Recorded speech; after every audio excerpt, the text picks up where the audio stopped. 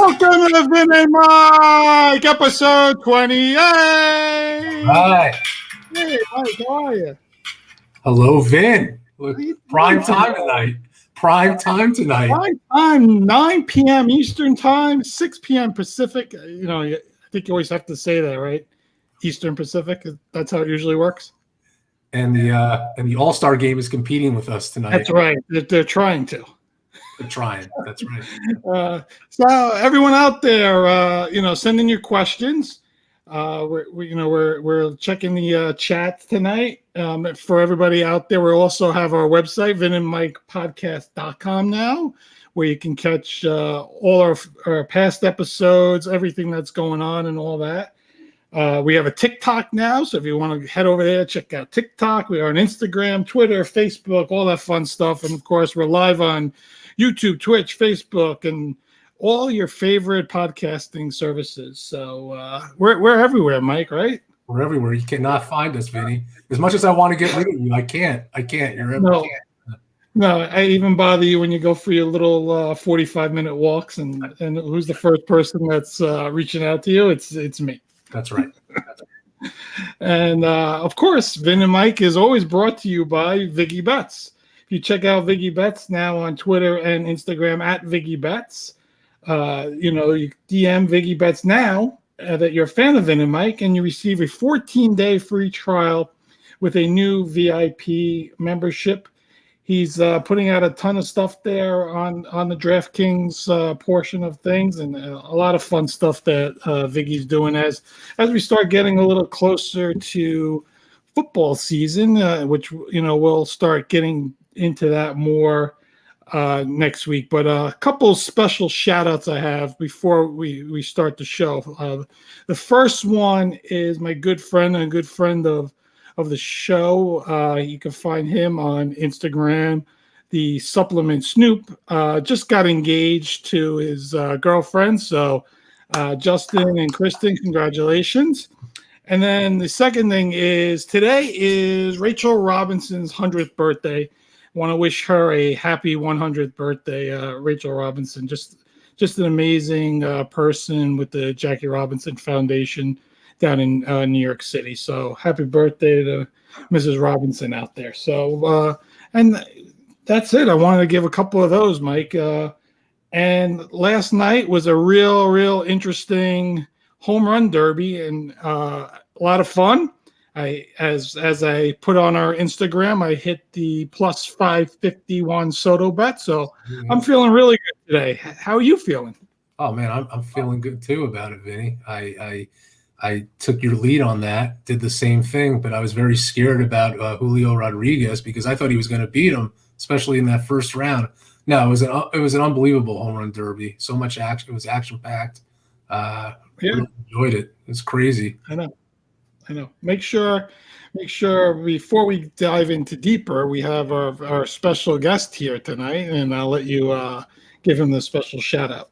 Yeah, this is great. So we wanted to get this guy on the show for a long time, and I see him laughing down there. So I grew up with Steve, known him since the third grade, just like you, Vinny, but pre-Vinny.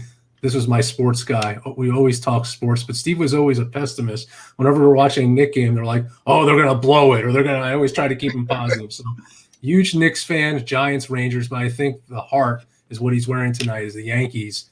His pride and joy. Huge Yankees fan. So happy to have Steve Moses on. Thanks so much for being on. This is awesome. Yeah, my pleasure, guys. Thanks for having me. This is an honor. And I was telling you guys before that I'm so excited that you guys have been doing this podcast for however long it's been. I guess it's been 28 episodes at this point, which is ironic, by the way, because we know that we're going for our 28th championship this year. So whoa, bringing out the stats. I happened to come on that number of the podcast. But yeah, I listen to you guys actually on my way to work all the time, and you guys are awesome, and I'm super stoked to be here. Well, we appreciate the support, and so great to have you on. Yeah, Steve, happy to have you on. And I know you caught a little bit of the home run derby yourself as I prematurely jumped into our topic before we introduced you. But that's what I do. I'm just excited about what we're going to talk about. So I figure Let me hear some of your thoughts on that home run derby last night, Steve. Oh, I thought it was amazing. I mean, I think you saw it's really interesting to see the contrast of the generations that I think were represented in this contest. I mean, you look at Julio Rodriguez, he's 23 years old, and I know you guys had one of your other prior guests had ranted and raved about him before he even hit any fastballs or anything in the major leagues. That's right. Earlier this season. And he was totally right. Like, this guy's a stud. And to go up neck to neck with Juan Soto in the second round, I think was amazing. Or actually, it was the finals. Actually, I take that back. That he was in. But then contrast that with, like, you got your 55-year-old Albert Pujols going out for legacy. You made him a little older than he was, Steve. 42. I know. But what he did was also remarkable. I mean, think about it. He's probably, what is he? He's a little bit older than I am at the moment. There's no way that I don't have any baseball talent anymore. To think about a 42-year-old hitting long balls like 450 feet, that's amazing. And he captivated so much of our country, I think, in what he meant to the sport. And I think it was awesome that MLB invited him to come to the All-Star game this year. And, props to them on that. And now that the All-Star game doesn't really mean anything as far as like the World Series home field advantage, I think it's great that they have him and like Miguel Cabrera playing in this. And this, it's really good for the sport. It's really good to give them the due that they deserve. Yeah, and you did mention Shane Miller was the one that we had on, who's our minor league expert. Really follows a lot of different guys. He actually was messaging me the other day about the major league draft and giving me some of the guys that the Yankees took, and he was really excited about the kid they took in the first round from Vanderbilt, the Judge clone that they took. So Shane definitely knew a lot about Julio Rodriguez, and that episode was really, he really dug in deep about a lot of different minor leaguers, and we appreciated him being on. But yeah, I was really amazed at Pujols last night. I was surprised that he even got out of the first round at all, and it takes so much energy and so much out of you to swing a bat that much and hit a ball that far over and over again. And as we know, sports is just a young man's game. No matter what sport it is, it's very hard to find people, unless your name's Tom Brady, to continue to succeed at such a high level at an older age. But it was quite impressive to see what Pujols did. But Julio Rodriguez was just amazing in his first two rounds. Even the third round, he was great. Just Soto maybe had a little bit more in the tank because he had a little easier time to get to the finals than maybe Rodriguez did. So maybe that's what helped him in the end. But just a totally impressive showing by Rodriguez. Really made it real exciting to watch the home run derby last night. It's going to be so awesome to watch this guy as he goes through the majors. But, Vinny, he hit, I think, 32 in the first round and then 30 in the second round. So to keep that pace in 3 rounds is so difficult, right?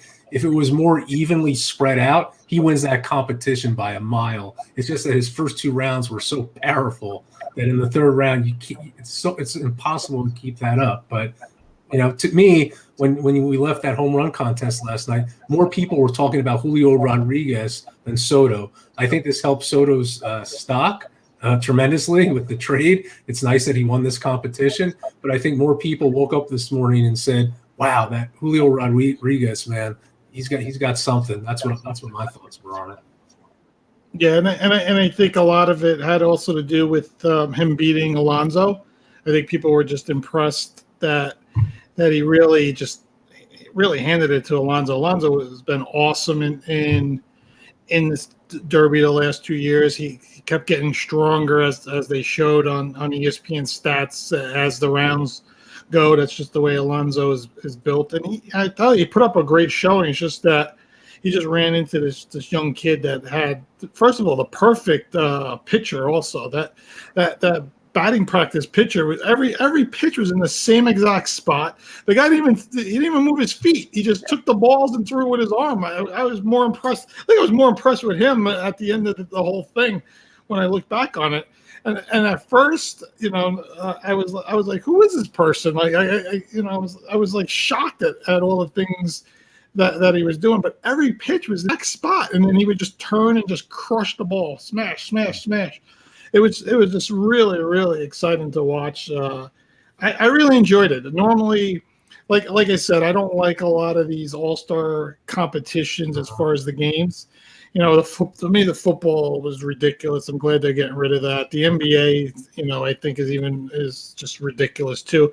Baseball is not as ridiculous because you still have to pitch, you still have to hit, and you still have to field. So you're still doing the key components to what the game is really built around, right? And I think the advantage is a little to the pitchers because you have all these guys that throw 95 plus that are only going to pitch an inning. So it's basically like their warm-up night. So they're all just going to, let out 15, 20 pitches as hard as they can. And that's why you see guys, upwards to the triple figures tonight in doing that when they're out there. So usually there's a little bit of advantage, to the pitchers when it comes to the All-Star game. But ultimately, it was just a lot of fun, and I think I'm gonna be excited to continue to watch the home run derby every year, especially if we're gonna have maybe a little Soto Rodriguez rivalry as time goes on. I think that's what makes it fun too, right? The years that Dominique and Jordan were in the dunking contest, and even during the steroid era with Sosa and McGuire and all that stuff. So I think that that's what makes these all-star competitions fun. The actual games, they are what they are. Yeah. I want to say that I was really impressed with Corey Seager last night.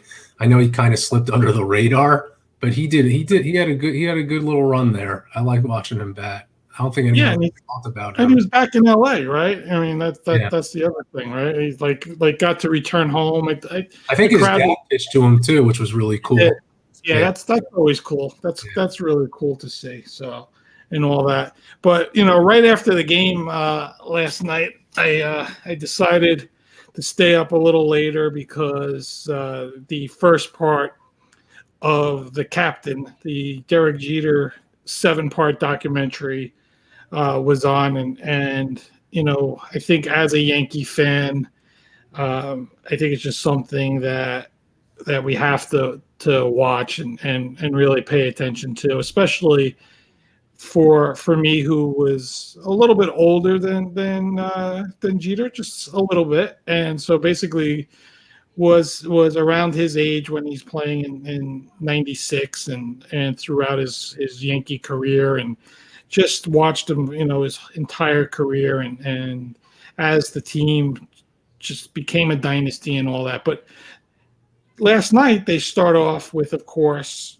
early years, from his second birthday, and showing how he grew up and how his dad played shortstop, in college himself, and how his parents met, and all the things he did, in the off season, and how his grandmother was this huge Yankee fan, and how he spent the summers in New Jersey with her, and they would go to these Yankee games, him and his sister, with his grandmother. It was like, and his uncle. It was like a family thing for them to do.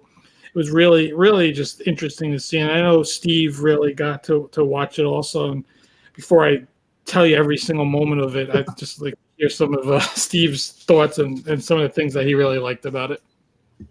Yeah, no, I thought it was it's interesting. I was watching one of the talk shows this afternoon, and they were talking about how, a lot of New Yorkers probably knew a lot of the information that was being divulged in the first episode already, because it's stuff that we knew about Jeter from the very beginning.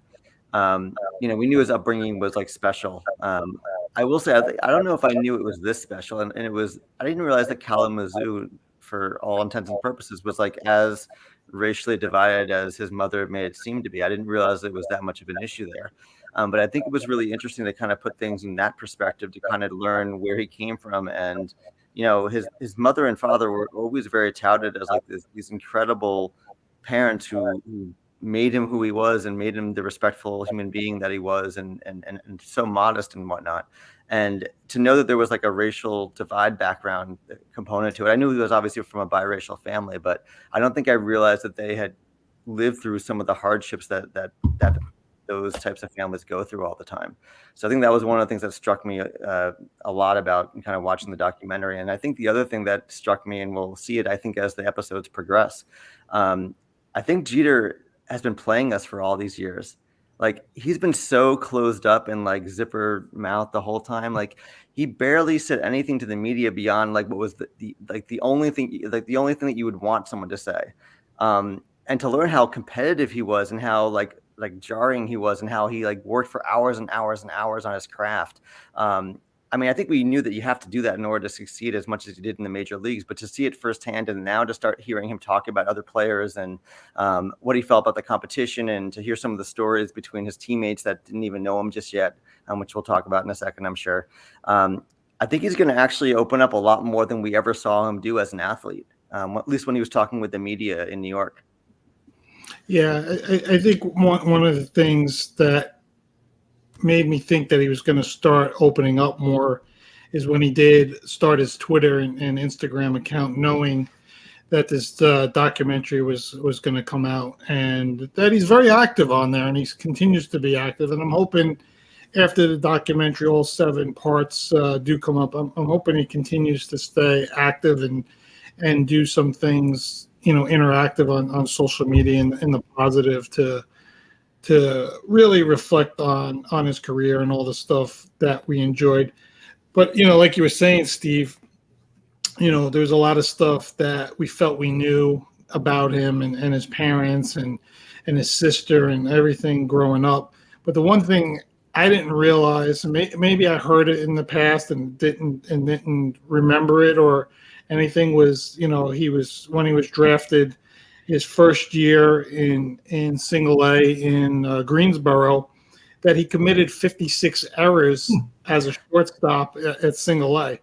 And he even said during the documentary, he goes, "That's hard to do on purpose," So, I mean, that's incredible to think how poorly he was playing when he first got drafted. And again, he was an 18-year-old kid. I mean, he's legitimately a kid that's coming to baseball, and he was 6'3", I think 155 pounds, they said. So he was this string bean and all this stuff, and homesick after his first year, just wanted to go home to Michigan and all this stuff. But his parents never let him blame anybody else for anything. They never wanted him to say that other people were the reason why he couldn't succeed.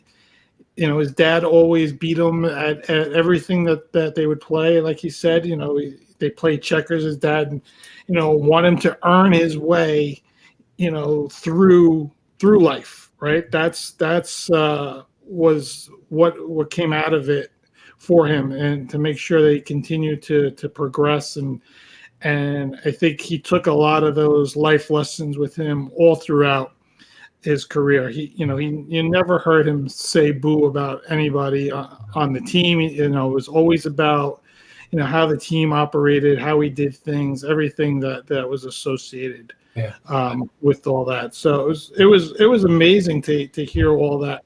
And Mike, I'll tell you the one thing, and I think you would find extremely interesting, was they really went into the George Steinbrenner, Dave Winfield controversy, because of that controversy was the reason that George got suspended, because he wanted to get information on Winfield. He was hanging out with this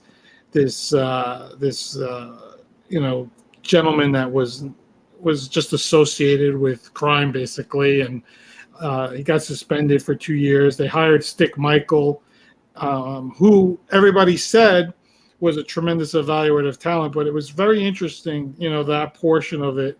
And, we always talk about how George Steinbrenner is just a unique character and everything that he did, and firing Billy Martin, 4 or 5 times, and all the craziness that went along with that. But it was real interesting to see how they built the team, because George couldn't just trade everybody, right?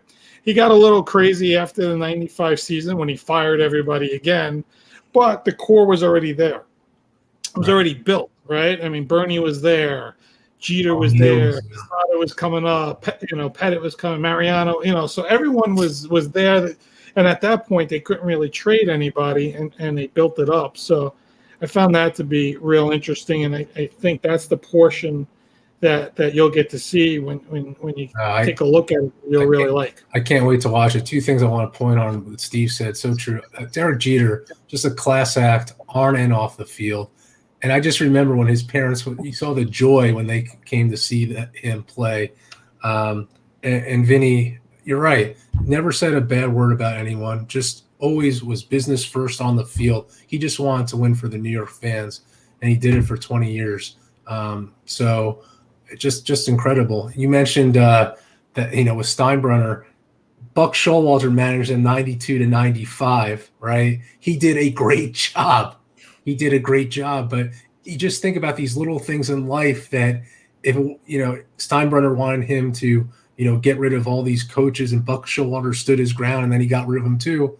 But if that didn't happen, there wouldn't be a Joe Torre. So it's just crazy how those things can happen and how your dynasty your team just moves in that direction just like that. It's just crazy. And that's with George Steinbrenner, because anything could happen with him at any point. It happened with Yogi Berra. Poor guy, managed the Yankees, was his heart and soul. It was, I think, 10 games in the 85 season, fires him, brings back Billy Martin.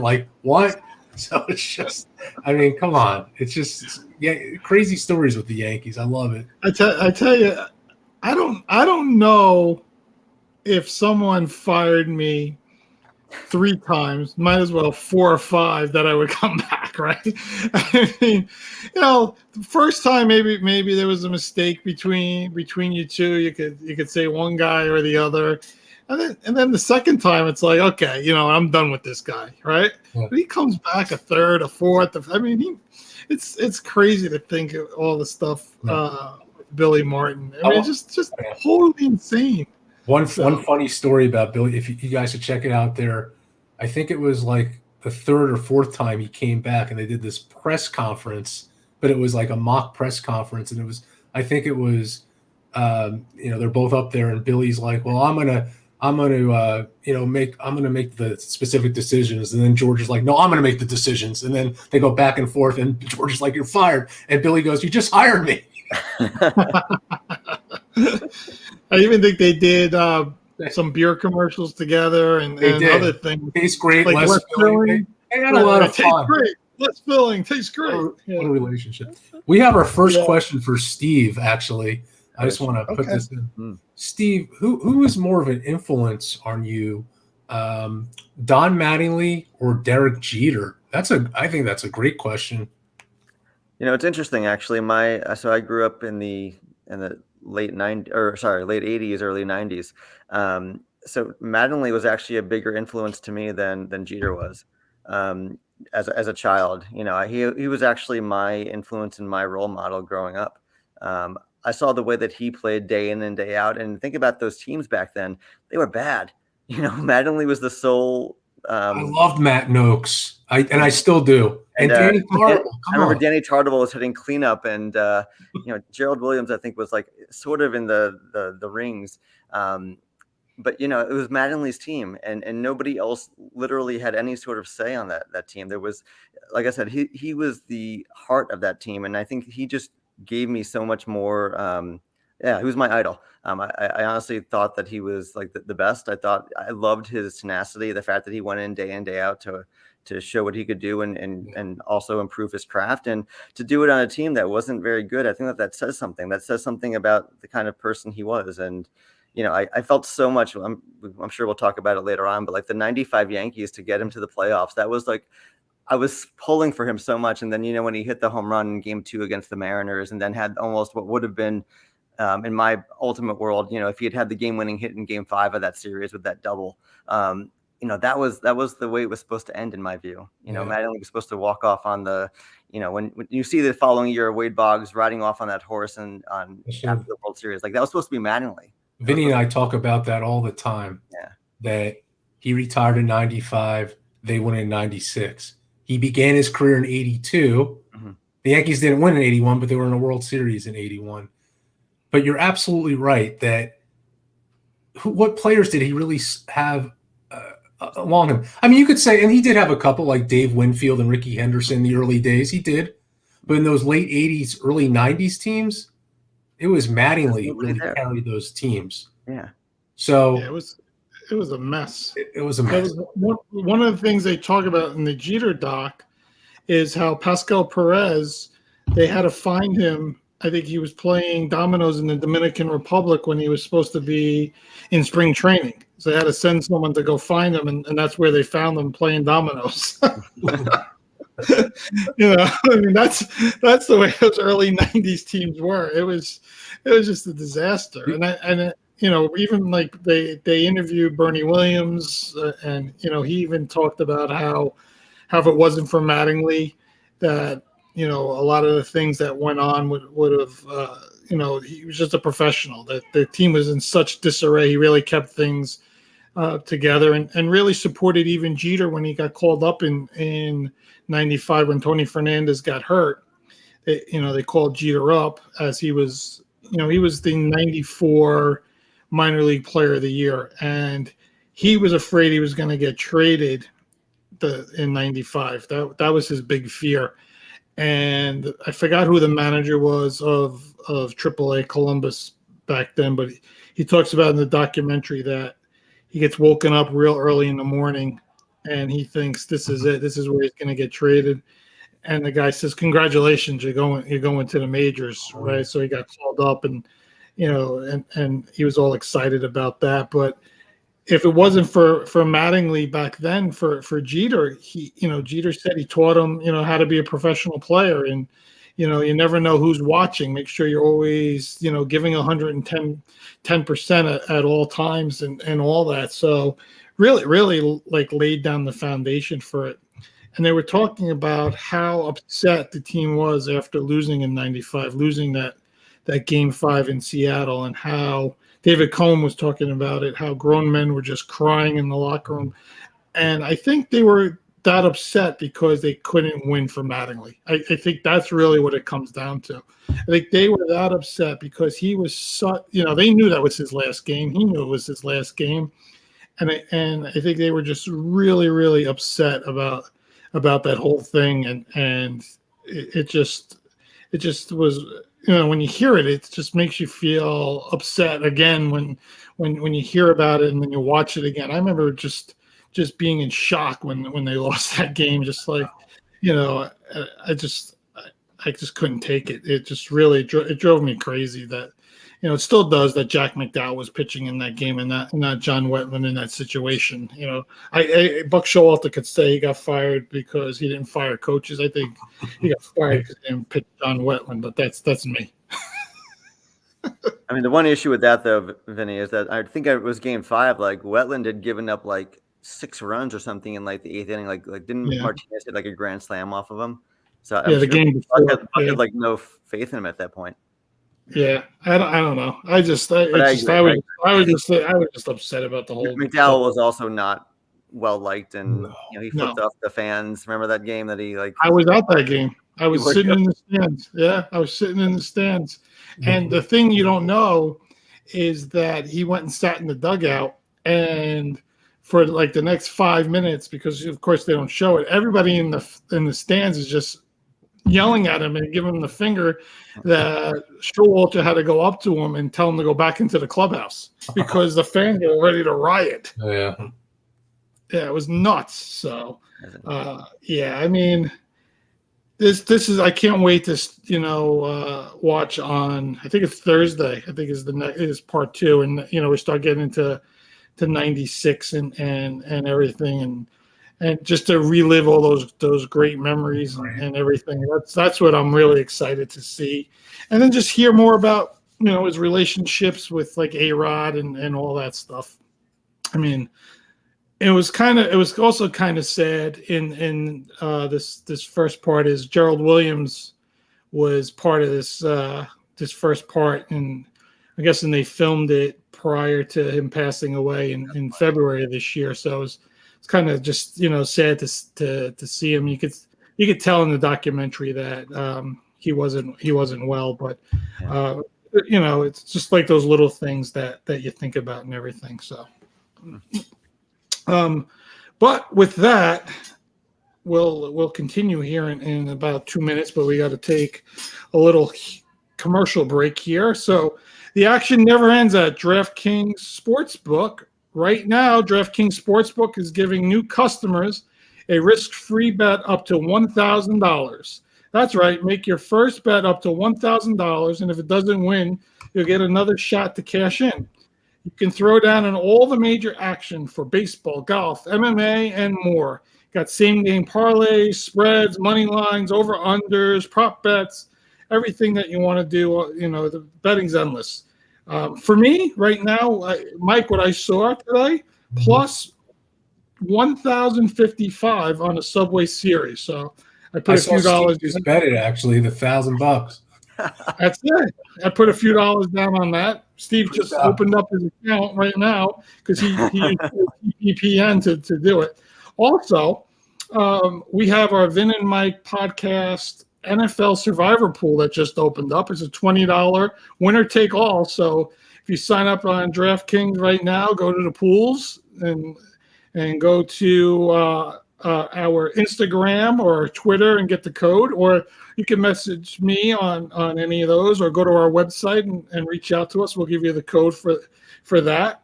Also, the 3M Open is starting Thursday. Tony Finau plus 1,100 and Matsuyama's plus 1,800. So, you get that $1,000. Maybe you want to just throw it on Tony Finau plus 1,100, Mike. How about that? Just Vinny, do it. All right. I got a better question for you. Wait. Download the DraftKings Sportsbook app now. Use promo code TPPN. Make your first deposit and get a risk-free bet up to $1,000. That's promo code TPPN, only at DraftKings Sportsbook. Minimum age and eligibility restrictions apply. See show notes for details. Okay, now let me hear your better bet. All right, so for our Survivor NFL pool, if I pick the Jets in the first week, will you just pay me the $20? Give you a refund, you mean? Or are you donating? Maybe I'll have the guts. What you should do is hedge your Survivor pool bet and say, $20 on the Jets to win. Steve's going to pick the Giants the first week. I'm going to pick the Jets. Who are the Jets playing week 1? Yeah. Baltimore at home. Yeah, Mike, you're done. You never know. Yeah. It'll be interesting. It definitely will. I think I told you both. I'm going to the Cleveland game. Oh yeah. Yeah. Which month? September. Second game of the year, September. Oh, now, what's ironic is last time I was in Cleveland, that was Baker. I think it was like 4 years ago. Baker Mayfield's first game, and now look at him as a Panther. Mm-hmm. So Sam Darnold played Baker Mayfield? Yes. Now they're teammates all together. How crazy is that? And they were the first. What was it? The first 5? Yeah, and they were top 5 draft picks, right? Yeah, one in 3, right? Yeah. So, all right. We'll see if Watson gets to play in that game at all. Yeah, that should be coming down soon. I mean, we were talking about it the other day, Steve. We haven't heard anything. Yeah. I mean, you would think the NFL would make a decision before training camps open, which I think open a week from today, basically. I think this time next week, a lot of the training camps open. I know by the end of July, everyone has to be in there. So it's going to be here before you know it. It'll be open. So Steve, we're here on All-Star break, and if people do not know this, Mike knows this, that me, Steve, and Mike have a little group chat that we chat in, especially when the Yankees are playing. And we make bets if Joey Gallo's gonna win the game for us or what he's gonna do that night, but that's a whole other story. But First half is here. They're 64-28. It's kind of funny.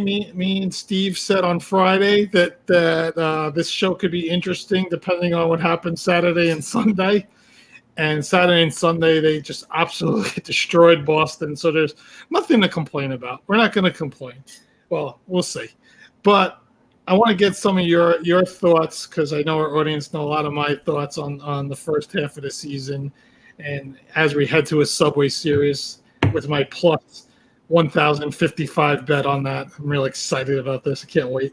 But here's some of your first half bets. First half thoughts on the Yankees. Yeah, my first half bets have not gone so well. I'll say it that. But as far as the Yankees go, I'll even back up for a second. I don't count out the Dodgers, by the way. I mean, I think the Dodgers have kind of gone under the radar this year. I know the Mets are getting kind of the attention in New York, but damn, the Dodgers have so much depth.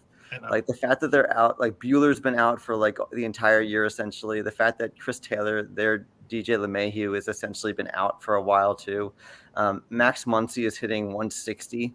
I mean, come on. And they're still like leading the league in every other category. They're so dominant in the National League. But, you know, in a 7-game series, anything can happen. And obviously the Mets have a good chance as any, I think. And, you know, the Mets haven't had DeGrom. That Scherzer has also been banged up a little bit. Like, that's a great 1-2 punch. Then you throw in some of their other starters like Carrasco and Peterson's come out. And, you know, I think they've got a solid rotation and their offense is good too. So I think the Mets certainly have a chance. I mean, if anyone in the National League has a chance, it's the Mets.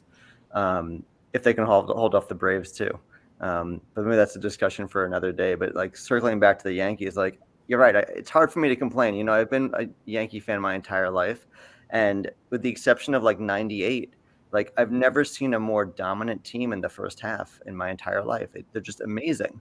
Every single thing that could have gone right almost has gone right.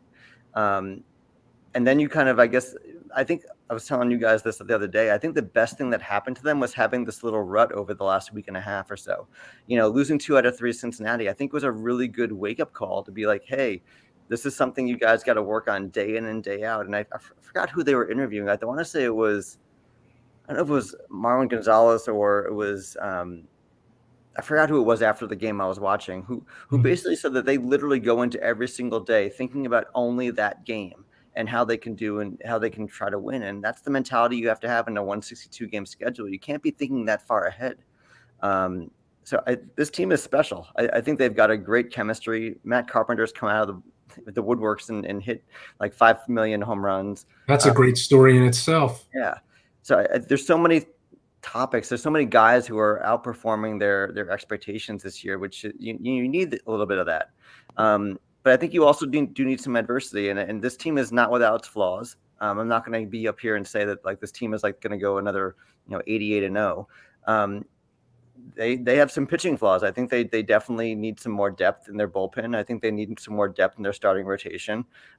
We've talked about Gallo numerous times and his inadequacies in the various outfield positions.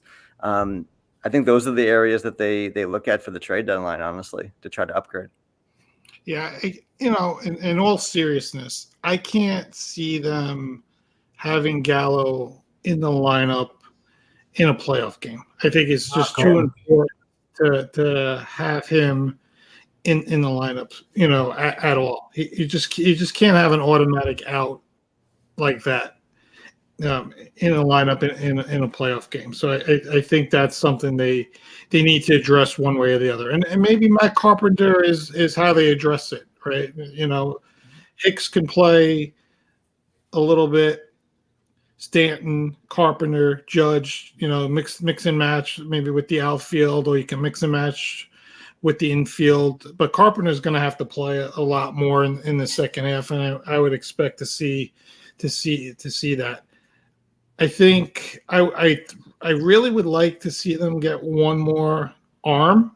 I just don't know, where you get that arm from.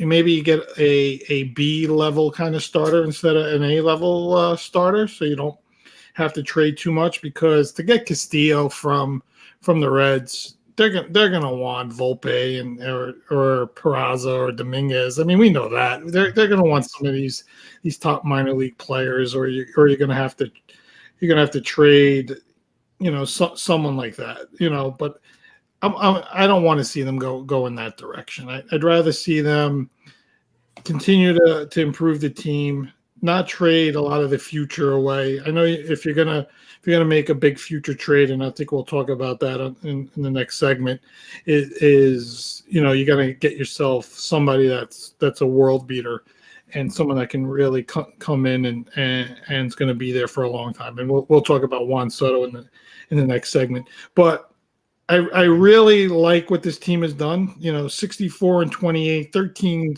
game in the loss column over Tampa right now. They basically have clinched up the division.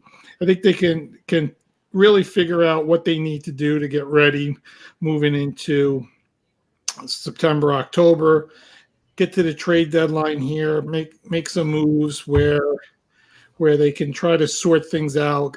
And I'd really like for them to upgrade the outfield, I think, before anything else. And then if they get themselves, like I said, a B-level kind of starter. I don't know who that is right now.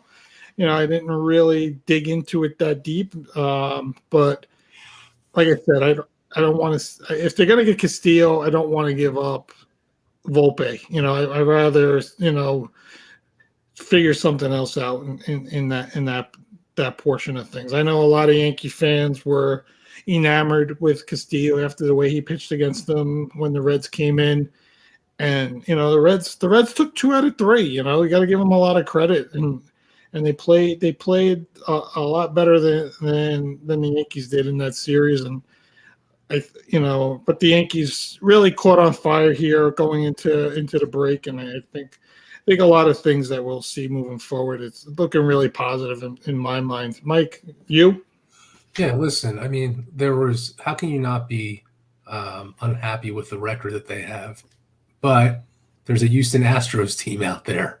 And as we talked about in previous episodes, Vinny, that you have to make that one move, whether that's pitching or someone in the outfield. And when you guys talk about Joey Gallo, there's no way he's playing in the playoffs. There's no way. But what do you do to supplement that, right? So I think you really have to focus on that. And they're going to do it. It's just a matter of what they're going to do. And I think that, honestly, I've been so impressed. And what I've said from time to time, each episode, is that there is no one on this Yankees team batting 300, except for Matt Carpenter, actually, but he hasn't played a full season, right? That's amazing to me because everybody, each game, they always have a couple people that step up, even people that are not normally in the lineup, and that's been this team.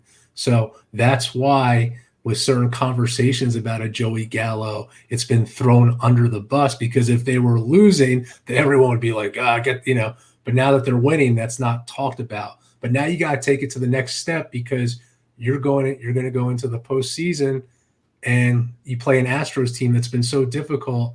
You have to really get to that next level. So it has to be discussed and, fairly soon. So we get that 1 or 2 punch. The Yankees are going to be right there. And I hope you win your Subway Series bet, Vinny, because I think it's very logical. I do. Yep. I'm going to throw this question up on the screen here from our good friend Matt Carl. I don't know if you can see it yet because everything is nice and glitchy. There we go. So, Steve, it says, if you had to upgrade Gallo or upgrade starting pitching, where'd you go? I said where I would go. I'll throw it to you, Steve. Where would you go? It's interesting. I think the outfielder who's gotten the most attention on the trade market recently is Benintendi. And while I think from a pure baseball sense, I think he's a good fit for the Yankees, the Royals are going to want, obviously, a decent prospect in return. But I'll bring up another little sidebar issue that just got brought to the forefront, I think, in the last week or two. They played a series up in Toronto, and he's not even vaccinated.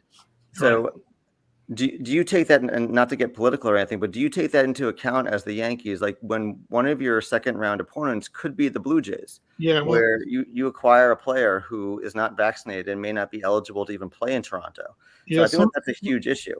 Some Really of good point. the talk around here is that the Yankees have stopped talking trades for him because of that status.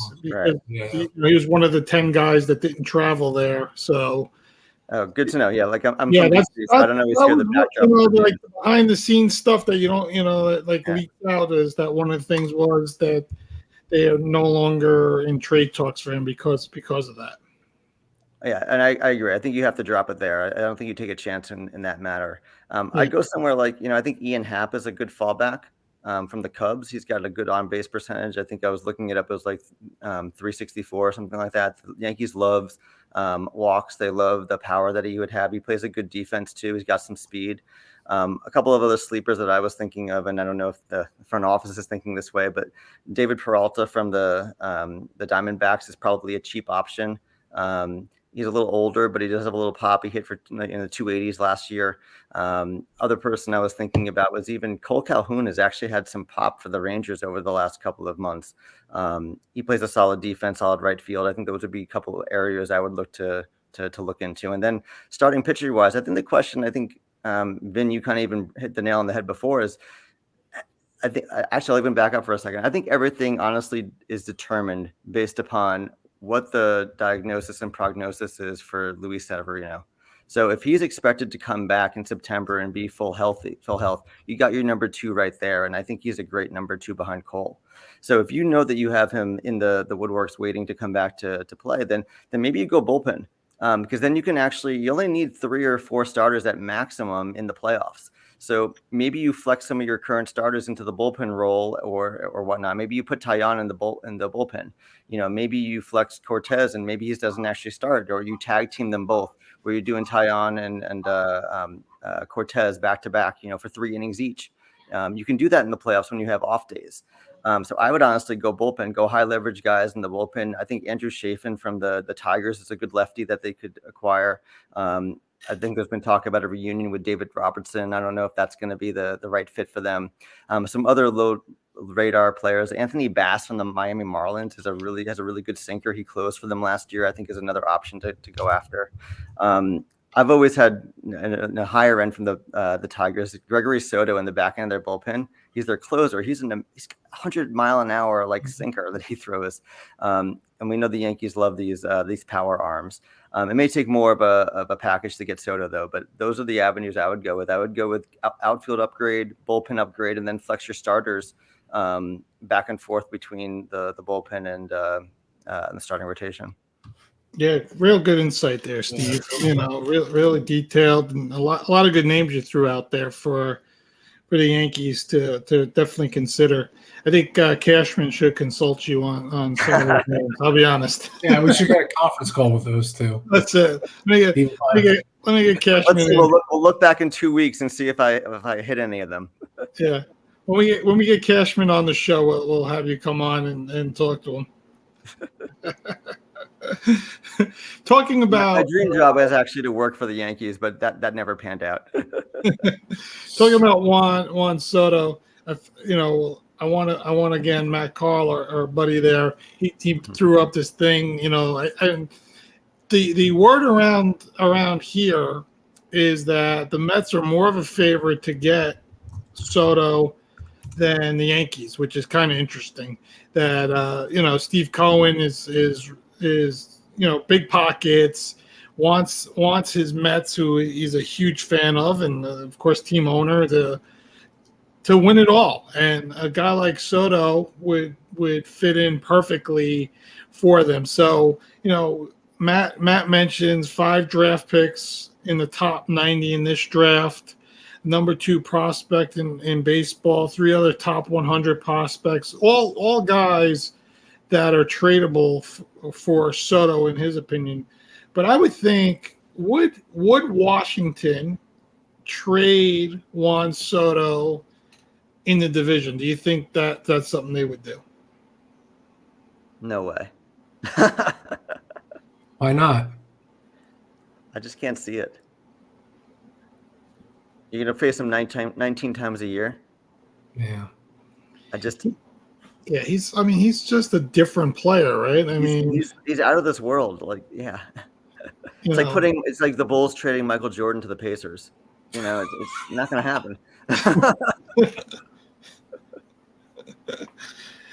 Yeah, it's kind of funny because they're really talking up here on Sports Talk Radio that the Mets have a better shot of getting him because of what they have a little bit more to give and might be more willing to give it, and that Cohen's pockets are bigger right now than Hal Steinbrenner's because of he just doesn't care about paying the luxury tax. Hal is treating as a business, but I think the Yankees are also always looking at what Tampa did, right? And Tampa's got a team salary that's as much as Giancarlo Stanton makes, basically, right? And they say, this team has been successful and doing everything through the draft, making good moves, making plays that way, and not spending $35-40 million on every free agent out there.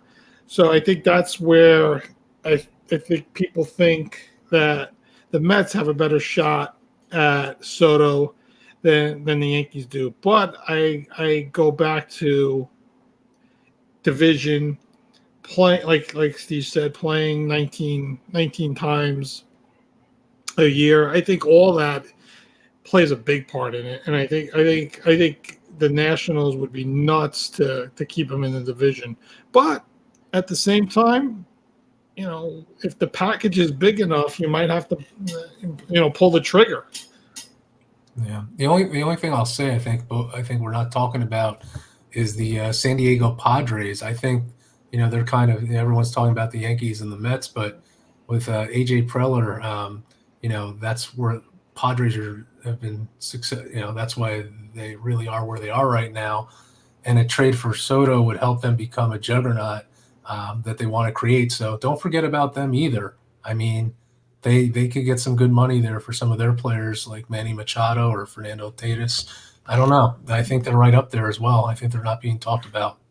Well, they've got a lot of depth in their farm system too, Mike. Like they have a lot of good prospects in the baseball world. And I don't know. I think they're not being talked about enough. So yeah, no, their outfield is so inept too. They could use an upgrade without a doubt. They just called up a guy from AAA who's like a slap hitter who's got a lot of speed to play in their outfield.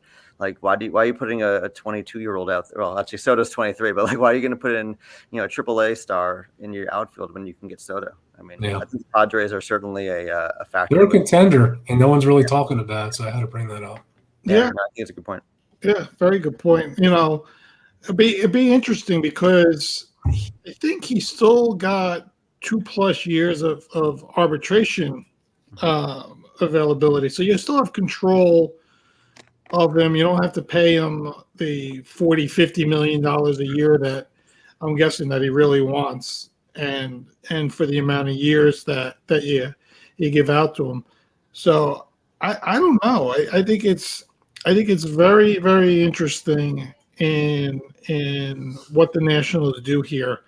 I'm surprised they even want to trade him. I think that shocks me more than anything. I understand they offered him 15 years, $440 million, but I think some of it has to do, they don't want to continue negotiating with Boris and down the road with them, because I think the team's up for sale. I think that has a lot to do with it also, and they probably want to settle everything before an owner would come in and buy the team.